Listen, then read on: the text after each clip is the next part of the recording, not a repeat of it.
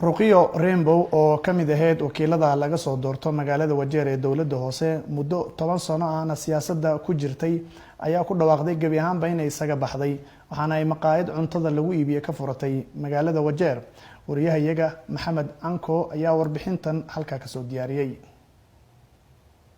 ugu horeyn ma jiraan adduunka wax sugan ee isbedel joogto ah aynu ku jirnaa sidaas darteed waxa loo baahan yahay sidii loo qabsan lahaa isbedeladaasi oo qofka si joogto ah isku horumar lahaa si uusan uga harin tareenka nolosha waxa kale oo jirta baahi joogto ah oo ah dhinaca xirfadda iyo macluumaadka intaba qof kastana wuxuu u baahan yahay si joogto ah inuu u baadi goobo suuqyada shaqada ma naxariistaan ee waxay u baahan yihiin xirfado cusub iyo macluumaad dheeri ah haddii aadan ahayn qof si joogto ah isku horumariya wayna kugu adkaanaysaa inaad la qabsatid shaqada culaysyada nolosha soo wajaha way badan yihiin sidaas darteed waxa u baahan tahay inaad mar kasta baratid taabaha iyo sidaad ula dhaqmi lahayd ama uga gudbi lahayd culeysyadaasi tiirarka ee ku taagan tahay horumarinta wax kasta sal iyo asal ayay leeyihiin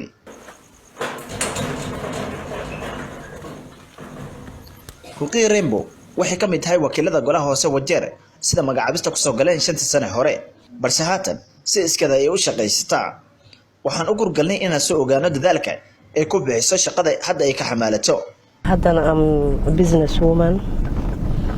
hadda waxaan u kala hayaa alxamdulillah ilaahayga subxaan haddana ay calfay marka hadda subaxiga haduu bilowdaa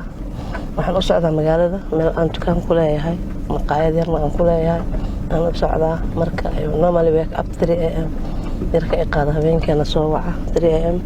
waa diyaariyaa soo hadda waxaan u socdaa marka magaalada maqaayada u socnaa iyo dukaanka runtii shaqada horta waxa igu qasbay aniga marka hore shaqadii aan hayo waad ogtahay waxaan ahaa qof siyaasi ah oo maxay ahayd oo maaragtay mishaar qaadanaya 2017kii yani waan istaagay nominated kama gelin oo qoyskayga way la jeclaayeen eheladayda dhammaan laakiin alla ma calfin anna waan diiday waxaan iri aniga waan istaagay baan eray niman ilmaadeen oo fara badan la taagnay marka haddana ilaahay uu calfay uu soo galay marka aan ka soo baxay marka hore bacshiradan yar way ii socotay laakiin dadka ka shaqeynayay marka go'aan waxaan ku gaaray in aan iska xamaasho oo shaqadeedii wato ilaa markii hore qoladan hadda county ku jirto oo dawladdan hadda dhisanay hadda county ku jirto aniga marka hore lama jaan qaadin oo qodobka dhisay kuma jirin marka waan iska ogtahay siyaasadda nayto maarta amaba nolosha Kenya from the national level to the county level waxay isaga dhisan tahay haddii dadka macnaha qofka marka ayada soo galo inuu bulshada u wada shaqeeyo ama shaqo laga wada iska fiican tahay laakiin bataata waxay u badan tahay dadkii dawladda soo dhisay inuu la siiyo first priority waan from the national level to the county level mid walba iska jirtaa wax oo siyaasadda nolosha ku dhisan waaye wadanka dhan marka maadaama aniga dadka aan la jaan qaadin hadee dawladda calafkeeda ilaahay uu ku soo galiyay aan la jaan qaadin shaqo ma doonanin oo ma kicin marka go'aan waxaan ku gaaray inaan bacshiro iska samaysto oo markii hore wixii ii yara socday aan ku bicisto marka waxaan ku fikiray marka inaan dukaankanayto aan ku darsado horteeda maqaayad ka dhigto iska xamaasho alxamdulillah wayna ii socotaa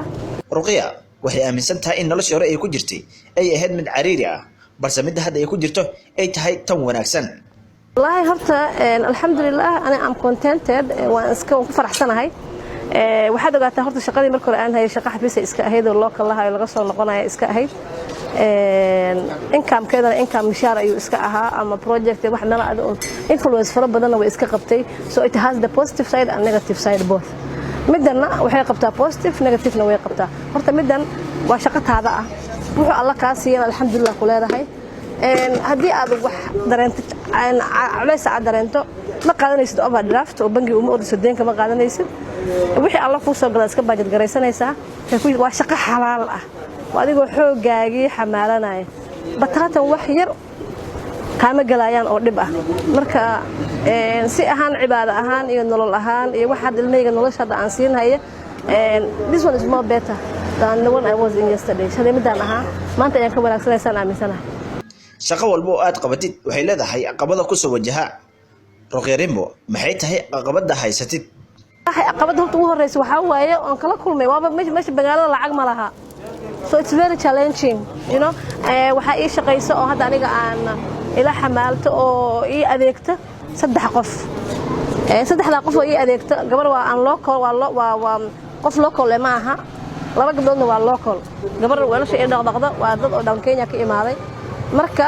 hatta maraha qaar waxay gaaraysaa heerka mushaarkooda awgeed casarka markay tagayaan because maalmeed aan ku siinaa mushaarkooda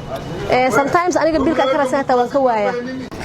niman shaqaysanin shahmacbo waa mamaha Soomaaliinta badan isku dhiirigeliyay muruqmaalatada maalaha dhididkooda tabiciisa maruqruqiya waxay dhaxda u xiratay inay nolol maalmeedkooda ka soo saarato maqaaxida ay gacanteeda ku kariso waxayna dhinac iska dhigtay siyaasadda maxamed shafcanko 5TV Wajeer